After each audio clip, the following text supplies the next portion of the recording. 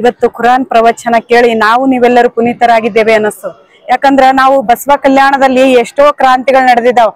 ಆದ್ರೆ ಇವತ್ತು ಬಸವ ಕಲ್ಯಾಣದಲ್ಲಿ 8ನೇ ಮುಗಿದು 9ನೇ ಪ್ರವಚನ, ಒಂದು ಕುರಾನ್ ಪ್ರವಚನ ನಡೆದಿದಲ್ಲ, ಇದು ನಿಜವಾಗ್ಲೂ ಅದ್ಭುತ. ನಿಮ್ಮೆಲ್ಲರಿಗೂ ಅದ್ಭುತ. ನಾವು ಇದು ಒಂದೇ ಜನಾಂಗಕ್ಕೆ ಸೀಮಿತ ಅಲ್ಲ, ಹಿಂದೂ ಮುಸ್ಲಿಂ ಭಾಯಿ ಭಾಯಿ ಅನ್ನೋದು ಎಲ್ಲಿ ಸಾಕ್ಷಿ ಆಗ್ಯದ ಅಂತಂದ್ರೆ ಅದು ಬಸವ ಕಲ್ಯಾಣದಾಗ ಆಗ್ಯದ ಅಂತ ಹೇಳಿ ನಾವು ನೀವು ಹೆಮ್ಮೆಯಿಂದ ಹೇಳ್ಬೇಕು. ಇದು ಒಂದೇ ವರ್ಷ ಅಲ್ಲ, ಪ್ರತಿ ವರ್ಷ ಪ್ರತಿ ಜಿಲ್ಲೆಯಲ್ಲೂ ಪ್ರತಿ ತಾಲೂಕಿನಲ್ಲೂ ಕೂಡ ಕುರಾನ್ ಪ್ರವಚನ ಎಲ್ಲರಿಗೂ ತಿಳಿಸ್ಬೇಕು. ಮತ್ತೆ ಇವತ್ತಿನ ದಿನದಲ್ಲಿ ಮುಸ್ಲಿಂ ಮಹಿಳೆಯರು ಎಲ್ಲೂ ಕೂಡ ಹೊರಗಡೆ ಬರಲ್ಲ. ಆದ್ರೆ ಇವತ್ತು ಇಷ್ಟೊಂದು ಜನ ಮುಸ್ಲಿಂ ಮಹಿಳೆಯರು ಇಲ್ಲಿ ಬಂದಿದಾರಲ್ಲ, ನಿಜವಾಗ್ಲೂ ಬಹಳ ಖುಷಿ ಅನಿಸ್ತದ. ಬರೀ ಕುರಾನ್ ಪ್ರವಚನಕ್ಕಲ್ಲದೆ ಒಳ್ಳೆ ಒಳ್ಳೆಯ ಸಂದೇಶಗಳು, ಒಳ್ಳೆ ಒಳ್ಳೆ ಕೆಲಸಗಳು ಎಲ್ಲೆಲ್ಲಿ ನಡೀತಿದಲ್ಲ, ಮುಸ್ಲಿಂ ಮಹಿಳೆಯರು ಕೂಡ ಹೊರಗೆ ಬಂದು ಎಲ್ಲಾ ಒಳ್ಳೆಯ ಕೆಲಸಗಳಲ್ಲಿ ಭಾಗಿಯಾಗಬೇಕಂತ ಹೇಳಿ ನಾನು ಕಳಕಳಿಯ ಮನವಿ ಮಾಡ್ತೀನಿ. ಇವತ್ತಿನ ಪ್ರವಚನದಲ್ಲಿ ಒಂದು ಮಹಿಳೆಯರಿಗೆ ಮಕ್ಕಳ ಪ್ರವಚನ ನಡೆಯಿತು. ಮಹಿಳೆಯರ ಬಗ್ಗೆ ಎಷ್ಟೊಂದು ದೌರ್ಜನ್ಯಗಳನ್ನು ನಡೀತಾ ಇದೆ ಅಂತ ನೋಡ್ತಾ ಇದೀವಿ. ಅದು ಬಸವ ಕಲ್ಯಾಣದಲ್ಲೂ ಕೂಡ ನಡೀತಾ ಇದೆ. Sky Sunshine School, step towards better future. Knowledge Park the Creative School for quality and innovative education. करें एक बेहतर कल की शुरुआत आज से.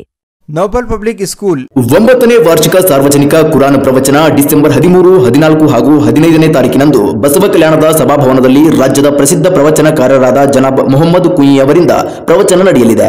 ಆತ್ಮೀಯರೇ, ತಾವು ಬನ್ನಿ, ತಮ್ಮವರನ್ನ ಕರೆತನ್ನಿ. ತಮಗೆಲ್ಲರಿಗೂ ಆತ್ಮೀಯ ಸ್ವಾಗತ. ಅದಕ್ಕೆ ಮುಂದಿನ ದಿನಗಳಲ್ಲಿ ನಾವು ನೀವೆಲ್ಲರೂ ಸೇರಿ ಈ ದೌರ್ಜನ್ಯವನ್ನು ನಾವು ನೀವೆಲ್ಲರೂ ನಿಲ್ಲಿಸಬೇಕಾಗ್ಯದ.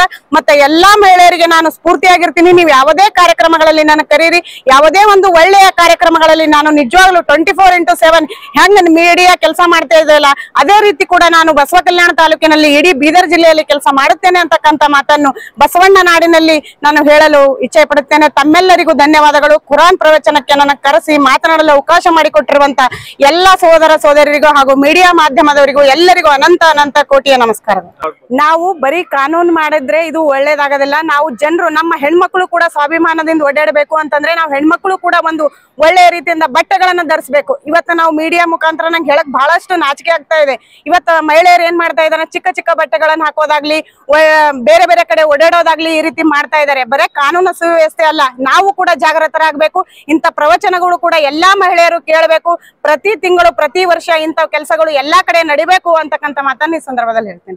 ಮನುಷ್ಯ ಕೊಡುವುದು ಕಾನೂನು, ಸೃಷ್ಟಿಕರ್ತನ ಕೊಟ್ಟದ್ದು ಕಾನೂನು. ಮನುಷ್ಯರಿಗೆ ಯಾವುದು ಒಳ್ಳೇದು?